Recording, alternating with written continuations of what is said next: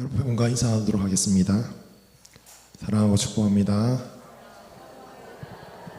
한 번 더 인사 나누기를 원합니다. 환절기에 건강 조심하십시오. 감사합니다. 요즘에 환절기여서 낮밤으로 일교차가 커서 아프신 분들이 많은 것 같습니다. 건강 유의하시길 바랍니다. 이스라엘은 솔로몬 이후부터 북이스라엘과 남유다로 나뉘게 됩니다. 남유다에는 르호보암부터 시작하여서 시드기야에 이르기까지 반정을 일으켰던 아달랴 여왕을 제외하고는 총 19명의 왕이 있었습니다. 이 19명의 왕에 대한 11개의 저자 혹은 하나님의 평가는 과연 그 왕이 다윗 왕처럼 정직하게 행하였는가라는 그런 그 여부였습니다.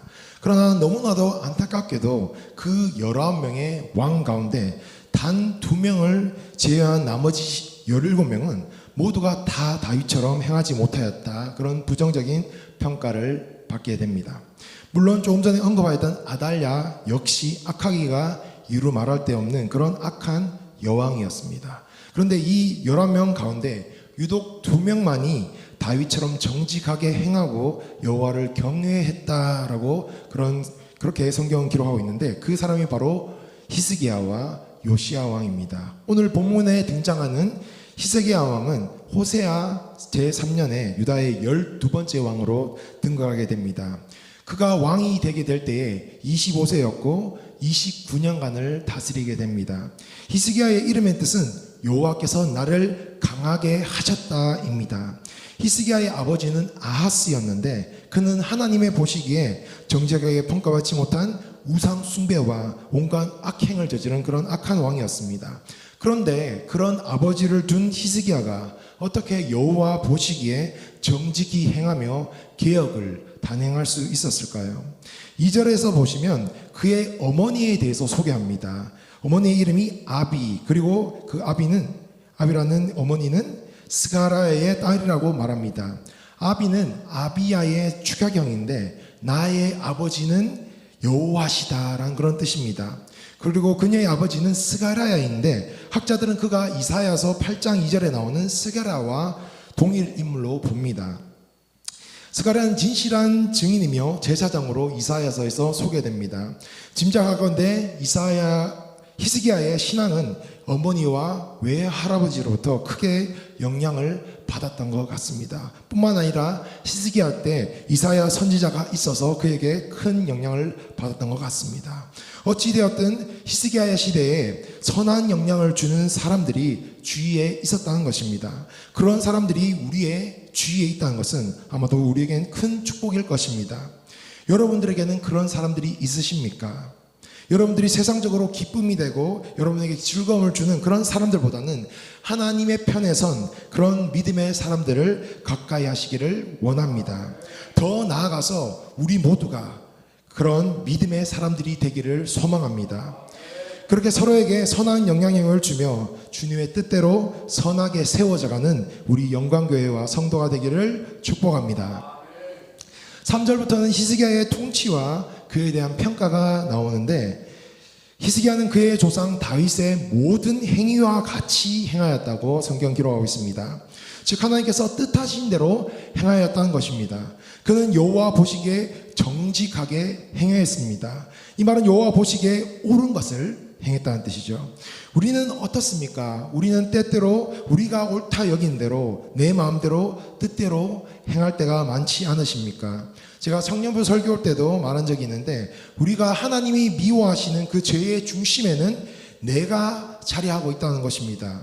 죄가 영어로는 sin, S-I-N인데 그 중간에 I가 들어가 있는 것처럼 내 삶의 중심이 그 주인이 내가 되어서 내 생각, 내 뜻, 내가 옳다 여긴 대로 행한다면 우리는 하나님께서 보시기에 악한 그저 죄인으로 살아갈 수밖에 없다는 것입니다. 그렇다면 우리는 어떻게 하나님의 보시기에 옳다 하신 것을 알 수가 있을까요?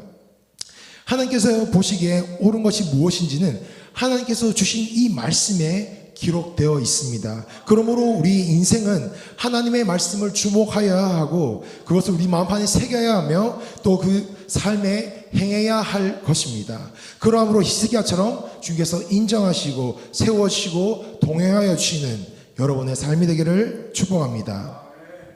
여호와 보시기에 정직하게 행하는 것이 무엇이겠습니까? 여호와 보시기에 정직하게 행하는 것은 바로 믿음의 행위입니다. 그 믿음의 행위는 그저 하지 말아야 할 것을 적당히 하지 않는 정도의 행위가 아닙니다. 4절에는 히스기야가 여호와 보시기에 정직하게 행동했던 그런 구체적인 내용이 되어서 소개하는데 4절 말씀을 함께 읽도록 하겠습니다. 시작. 그가 여러 사랑당들을 제거하며 주상을 깨뜨리며 아세라 목상을 찍으며 모세가 만들었던 놋뱀을 이스라엘 자손이 이때까지 향하여 분향함으로 그것을 부수고 느우스단이라 일컬었더라. 아멘. 히스기야는 다윗의 모든 행위를 따라 하나님이 보시기에 정직하게 행한 왕으로 칭찬받는데 그의 삶은 북이스라엘 왕들과 이방 사람들의 가증한 삶을 따랐던 아버지 아하스는 그 큰 대조를 보여줍니다. 히스기야의 삶의 모범을 보여주는 그 첫 번째 증거는 우상과 산당의 제거입니다. 그는 석상과 목상들만 없앤 것이 아니라 하나님의 보시기에 정직이 행했음에도 산당 제거에는 실패했던 그런 왕들이 시행하지 못한 산당 제거들까지 단행합니다. 산당은 당시 우상 숭배가 행해지던 그런 곳이었습니다. 당시 이스라엘 사람들은 하나님만 섬기지 않고 우상도 함께 섬겼는데 그것에게 제사하는 장소가 산당이었습니다. 그것은 너무나 오래되어서 그들에게 너무나 자연스러운 것이 되어버렸습니다. 그리고 그들은 경배할 만한 물건이 있다면 그것마저도 신격화하여서 섬겼습니다. 약 500년 전에 이스라엘이 출애굽하여서 광야 생활할 때에 하나님을 원망하여서 불뱀에 물려서 많은 사람이 죽게 되었습니다. 그때 모세가 놋뱀을 만들어서 장대에 매달아 놋뱀을 바라보게 하였습니다. 그때 그 놋뱀을 바라본 사람들이 그것을 바라보자 불뱀에 물린 자들이 죽음을 면하게 했던 일이 성경에 기록되어 있습니다. 이 놋뱀은 뱀이란 뜻의 나하시와 놋이란 뜻의 네오시에트를 합쳐서 그저 놋으로 만든 뱀이란 뜻인데 그저 놋 조각이라는 뜻인 것입니다. 이 놋뱀은 한시적으로 하나님께서 죄악된 이스라엘을 구원하고자 하셨던 하나님의 은혜의 방편으로 잠깐 사용하셨던 그냥 도구에 불과하였습니다. 영원한 구원의 도구가 아니었던 것입니다. 당시 불뱀에 물려 죽어가던 이스라엘 백성들이 놋뱀을 보고 살았던 것은 놋뱀 그 자체에 어떤 능력이 있어서가 아니라 놋뱀을 보면 산다는 그 하나님의 말씀에 대한 믿음과 말씀에 대한 순종으로 말미암는 것이었습니다. 그런데 놋뱀 구원 사건 이후에 이스라엘은 그 놋뱀 자체를 신통한 능력이 있다고 믿고 그것을 우상으로 삼아서 치료의 신으로 숭배하였습니다. 또 이 놋뱀은 모세의 때에서부터 이 히스기야의 때까지 이 몇백 년의 시간 동안 그렇게 하나님과 더불어 섬겨져 왔던 것인데 이것을 제거한다는 것은 엄청난 백성들의 반대와 반발에 부딪힐 수밖에 없고 그의 왕권조차도 흔들릴 수밖에 없는 그런 중대한 사안이었습니다. 그러나 히스기야는 아랑곳하지 않고 망설이지 않고 개혁을 단행하였습니다. 산당에서 우상에서 제사하고 놋뱀에게 분향하는 것은 유일한 여호와 하나님 앞에서 우상 숭배요 영적인 간음이라는 것을 백성들에게 확실히 인식시켜주고 그것을 완전히 깨부수었다는 것은 실로 대단한 결단이 아닐 수 없습니다. 이 같은 히스기야의 행동은 사람들에게는 눈총을 받고 미움을 살 수 있는 그런 일이었으나 히스기야 왕은 하나님께서 보시기에 옳다 여기시고 기뻐하는 일이라면 사람의 시선과 권력과 인기에 연연하지 않고 행하였습니다. 이것이 하나님의 마음에 합하고 하나님께서 기뻐하시는 인생의 모습일 것입니다. 사람의 시선, 눈치를 보지 말고 하나님의 시선을 의식하는 그런 인생을 살아가시기를 바랍니다. 그리고 하나님께서 기뻐하시는 일이라면 히스기야처럼 과감하게 단호하게 순종하여서 행할 수 있는 여러분 모두가 되시기를 주님의 이름으로 축복합니다. 5절 6절을 보니까 이런 계약을 행한 히스기야가 여호와를 의지하였다고 합니다. 5절 6절 말씀을 함께 읽겠습니다. 시작. 히스기야가 이스라엘 하나님 여호와를 의지하였는데 그의 전후 유다 여러 왕 중에 그러한 자가 없었으니 그에게서 떠나지 아니하고 여호와께서 모세에게 명령하신 계명을 지켰더라. 아멘. 히스기야는 주님이신 이스라엘의 하나님만을 신뢰하고 의지하였습니다. 히스기야는 하나님 신뢰에서 비견될 만한 왕이 그 이전에도 그 이후에도 없었다는 그런 찬사를 받습니다. 역대하 29장 30장에 보면 히스기야는 레위 사람들과 제사장들의 명령하여서 여호와의 전을 성결케 합니다. 수리합니다. 그리고 대대적으로 여호와 하나님께 속죄제를 드려서 그동안 하나님께 범한 죄악들을 회개하도록 합니다.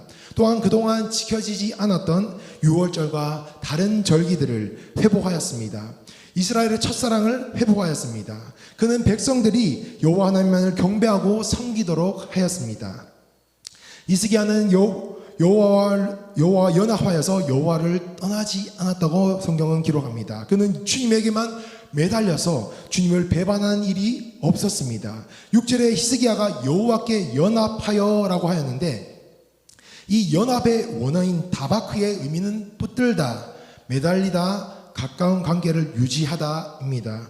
원래는 남녀의 결혼을 통한 그런 연합에 쓰였는데 서로 달라붙어 있어서 절대 분리할 수 없는 그런 신체를 묘사할 때 사용되었습니다. 이러한 것에서 애정과 충성과 친밀감으로 어떠한 인격체에 밀착되어 있다는 의미로 그렇게 파생되었습니다. 이 연합은 단순히 하나 되었다는 그런 의미를 넘어서서 서로를 향한 헌신의 의미까지도 포함합니다. 하나님께서 예수 그리스도를 통하여서 우리를 향해서 헌신하여 주셨듯이 하나님께 연합된 우리는 하나님을 향한 헌신을 할 수 있게 되는 것입니다. 오늘 말씀을 받은 여러분 모두가 하나님과 연합된 그런 삶을 살아가시기를 축복합니다. 7절에 히스기야가 하나님과 연합함으로 늘 함께 계시어서 그가 어디로 가든지 형통하였다라고 기록하고 있습니다.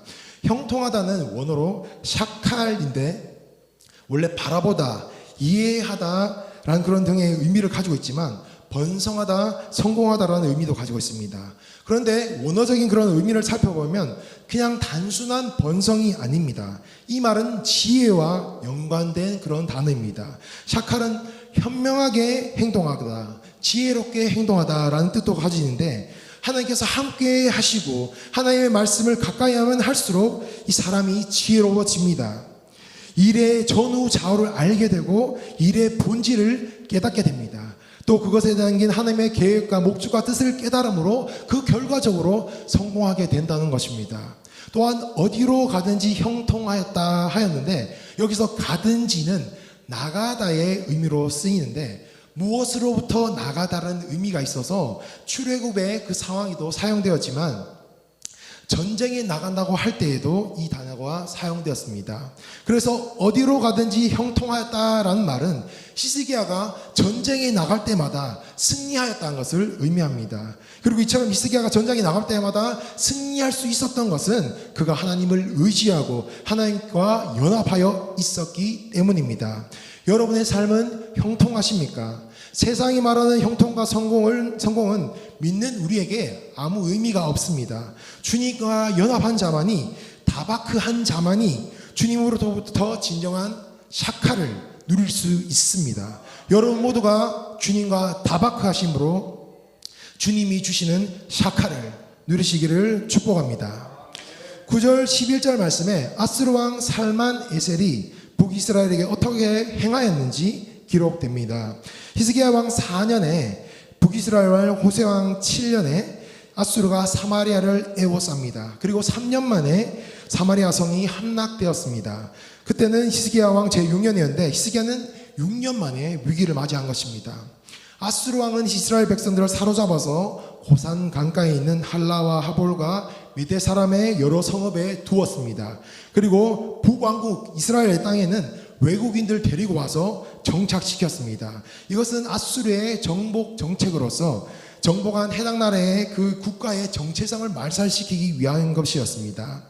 그런데 이 북왕국 이스라엘이 아수르에 의하여서 멸망당한 이유는 단지 이스라엘이 아수르보다 국력이 약해서이거나 북이스라엘이 외교 정책을 잘못 펴서 애국과 동맹을 맺고 아수르를 배척하여서 멸망당한 것이 아닙니다. 그들이 망한 근본적인 원인은 하나님 여호와를 경외하지 않고 하나님의 말씀을 듣지 않고 그의 언약과 하나님이 모세를 통하여 주신 그 하나님의 계명을 지키지 않으므로 하나님이 그들과 함께하지 않으셨기 때문입니다. 이 이스라엘의 불순종하는 모습은 히스기야의 집권 초기의 모습과는 너무나 대조가 됩니다. 히스기야는 여호와를 믿고 의지하여서 말씀에 순종함으로써 그가 어느 전투 현장에 나가더라도 승리할 수 있었습니다. 열왕기 저자는 북이스라엘이 여호와의 불순종으로 망한 것과 히스기야가 하나님의 말씀에 순종할 때 형통하였던 것을 일부러 대조하고 있는데, 이것은 나중에 히스기야가 하나님을 의지하지 않고 세속적이고 인간적인 방법을 의지하는 것이 얼마나 어리석인 것인지 보여주려 함에 있습니다. 13절 이하를 보시면 히스기야 14년에 마침내 아스루 왕 사네립이 유다를 공격해 옵니다. 유다의 견고한 성읍들이 차례대로 다 아수르의 손에 넘어가고 이제 예루살렘 직전의 성읍인 라기우스에 아수르가 당도해 있었습니다. 남유다보다 훨씬 군사적으로 강한 북이스라엘을 멸망시킨 아수르가 히스기야에게는 분명히 두려움이 되었을 것입니다. 아수르가 쳐들어왔을 때 히스기야는 자신과 함께 하시는 하나님 앞에 나가야만 했습니다. 하나님이 히스기야를 남유다를 도우시기만 하면 넉넉히 아수르를 물리칠 수 있었을 것입니다. 그러나 남유다보다 군사적으로 강성했던 북이스라엘의 멸망을 보면서 유다도 아수르에게 망한 북이스라엘처럼 망할까 두려워서 하나님만 의지하고 신뢰했던 그의 믿음이 약하여지고 살아야 계신 하나님을 바라보지 못하였습니다. 그래서 히스기야는 인간적인 방법으로 해결하고자 하였습니다. 히스기야는 라기스에 머물고 있는 아수르 왕에게 사자를 보내서 화친을 청하였습니다. 자신이 아수르 왕에게 범죄하였으니 아수르 왕이 요구한 것을 내가 당하리이다 하면서 떠나줄 것을 요청합니다. 도대체 히스기야가 범죄한 것이 무엇입니까? 하나님을 의지하고 아수르를 대적한 그것이 잘못됐다는 것입니다. 그만큼 하나님이 인정하시는 히스기야 왕도 이렇게 당면한 가혹한 현실 앞에, 두려움 앞에서 그의 믿음이 무너져 내렸습니다. 그런데 이것은 우리가 삶에 자주 마주하는 그런 어려움이고 우리 성도의 민낯이 되기도 할 것입니다. 믿음을 가졌다가도 한순간의 어려움과 문제로 두려움에 빠져서 믿음을 잃기도 하는 것이 우리의 모습일 것입니다. 히스기야는 여호와의 성전문에 있는 금과 모든 기둥에 입힌 금까지도 벗겨 아수르 왕에게 주었습니다. 성경에는 기록되어 있지 않지만 사네립은 성배의 물품과 여자들까지도 끌고 갔다고 합니다. 히스기야는 겨우 아수르 왕을 돌려보낼 수 있었고 아수르 왕은 지금 돌아가지만 다시 더 큰 욕심을 가지고 쳐들어옵니다. 인간적인 그런 해결은 근본적인 그 문제의 해결 방법이 아니란 것입니다. 히스기야는 실제적인 문제에 있어서 여호와 하나님만을 의지하지 못하고 믿음이 약하여졌습니다. 하나님을 믿고 의지하여도 우리에게는 삶에 여러 가지 문제들이 생길 수가 있습니다. 그러나 그런 문제들 가운데서도 오직 하나님을 의지하고 끝까지 믿음으로 우리는 현실을 극복해야 합니다. 아수르 왕을 주관하시는 분도, 우리의 인생의 모든 것을 주관하시는 분도 하나님이심을 믿으시길 바랍니다. 우리가 믿음으로 주님과 연합하여서 싸우면 우리의 현실의 어려움과 문제와 시험을 넉넉히 극복할 수 있으리라 믿습니다. 우리가 믿음으로 살아도 현실에서는 여러 가지 문제들이 우리를 괴롭힐 때가 있습니다. 취업이 잘 되지 않을 때도 있고 사업이 잘 풀리지 않을 때도 있고 여러 가지 현실적인 그런 문제들 가운데서도 하나님을 의지하는 것이 중요합니다. 끝까지 믿고 현실을 극복하는 것이 중요합니다. 끝까지 하나님을 믿고 믿음으로 살 때 하나님께서 모든 문제들 가운데서 하나님을 나타내 보여주시고 문제를 해결해 주실 뿐만 아니라 우리의 믿음을 더욱 견고케 하여 주실 것입니다. 여호와 하나님께서는 모든 것의 창조주이시고 주인이십니다. 그 하나님께서 우리의 편이 되어주시면 어떠한 일이라도 능히 이겨낼 수 있으리라 믿습니다. 우리가 진정으로 형통한 삶을 살기 위해서는 오직 실제적인 삶에서 여호와 하나님만을 의지하며 하나님의 말씀대로 살아야 합니다. 그때 하나님께서 우리의 삶에 함께하여 주셔서 모든 것에서 형통케 하여 주실 것을 믿으시길 바랍니다. 사랑하는 성도 여러분, 히스기야는 철저히 우상을 제거하였습니다. 오늘날 저와 여러분들이 우상으로 섬기고 있는 것이 무엇입니까? 하나님보다 더 사랑하는 것이 있다면, 더 우선한 것이 있다면 그게 무엇이든 간에 그것이 우상입니다. 하나님이 최우선이 되어야 하는데 하나님은 뒷전이고 나의 성공, 물질, 명예, 쾌락, 철저하게 세상 중심, 나 중심의 삶을 이어가고 있다면 오늘 말씀을 받아서 회개하시기를 바랍니다. 철저하게 회개하고 하나님께 돌이켜 하나님과 함께 연합된 자로 살아가시길 원합니다. 나의 약점과 연약함을 고백하며 철저하게 하나님만을 의지하는 여러분 모두가 되시기를 축복합니다. 히스기야처럼 하나님 보시기에 정직히 행하였던 자도 인간이어서 하나님의 시험의 그 순간에 무너졌던 것을 오늘 말씀을 통해 우리는 볼 수가 있습니다. 우리는 우리의 근본적인 그 약점, 약함, 특별히 죄의 문제는 스스로 해결할 수가 없습니다. 나를 구원하시는 유일한 길은 오직 예수 그리스도 외에는 없음을 믿으시길 바랍니다. 바울 사도는 고린도후서 12장 9절 10절에 이렇게 고백하였습니다. 함께 읽도록 하겠습니다. 시작. 나에게 이르시기를 내 은혜가 내게 족하도다. 이는 내 능력이 약한 데서 온전하여 짐이라 하신지라. 그러므로 도리어 크게 기뻐함으로 나의 여러 약한 것들에 대하여 자랑하리니 이는 그리스도의 능력이 내게 머물게 하려 함이라. 그러므로 내가 그리스도를 위하여 약한 것들과 능력과 궁핍과 박해와 공고를 기뻐하노니 이는 내가 약한 그때의 강함이라. 아멘. 우리는 정말 연약한 존재들입니다. 그러나 그 약한 것이 아니라 하나님의 능력을, 예수 그리스도의 능력을 내게 머물게 하는 것입니다. 우리의 약함을 깨닫고 인정할 때에 우리의 모든 것보다 강하고 능하신 그 주님을 찾게 되고 온전히 신뢰하고 의지할 수 있을 것입니다. 하나님을 의지한 삶의 핵심은 말씀에 순종한 것입니다. 히스기야가 하나님께 꼭 붙어서 연합되어서 말씀을 철저히 지켜 삶으로 그가 어디로 가든지 형통케 하여 주셨던 것처럼 오늘 말씀을 받는 우리 모두도 우리의 약함을 인정하고 하나님과 연합함으로 하나님만을 경외하고 말씀대로 철저히 순종하여 주시는 형통의 복을 누리시기를 주님의 이름으로 축복합니다.